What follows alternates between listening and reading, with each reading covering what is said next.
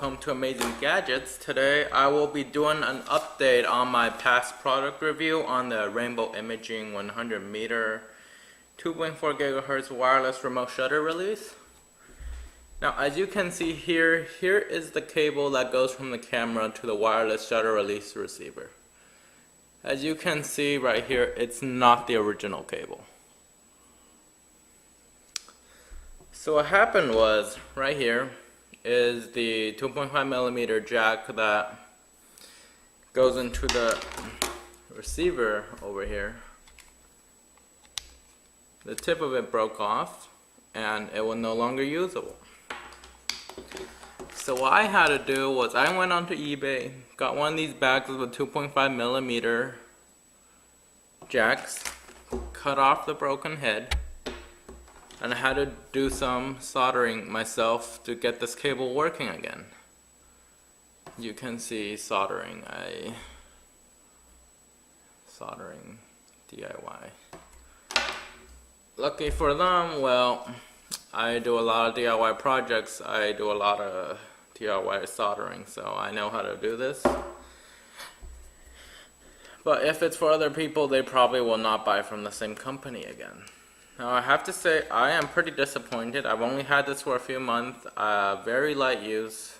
I didn't really not heavy use. I never even dropped it once, so no reason the head should break this easily.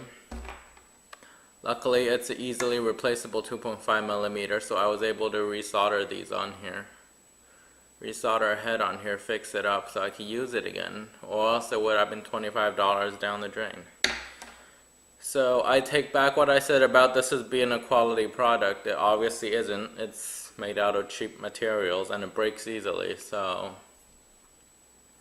But compared to the wireless shutter release that Canon has, it's still a pretty big savings. The Canon one's around $150, I think. So not a good choice if you're tight on money for your camera equipment, and I'm pretty sure most photographers are pretty tight on money for photography equipment, as they can get pretty expensive.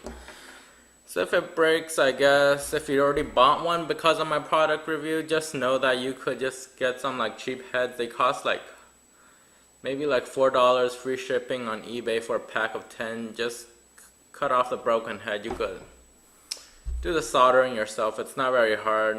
Just make sure you test out the connection, make sure it's working before you solder the wire.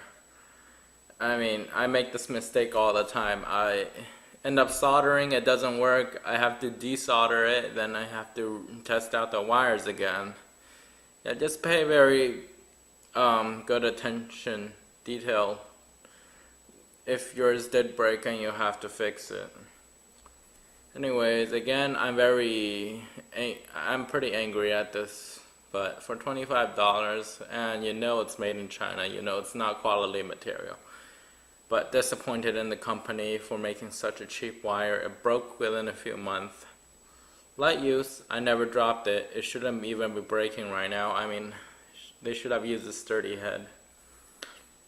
And just know, if you did purchase one of these and it broke, you don't have to throw away your $25. Just get some cheap heads on eBay and you could pretty much fix it up and it's good as new. It just looks a little ugly because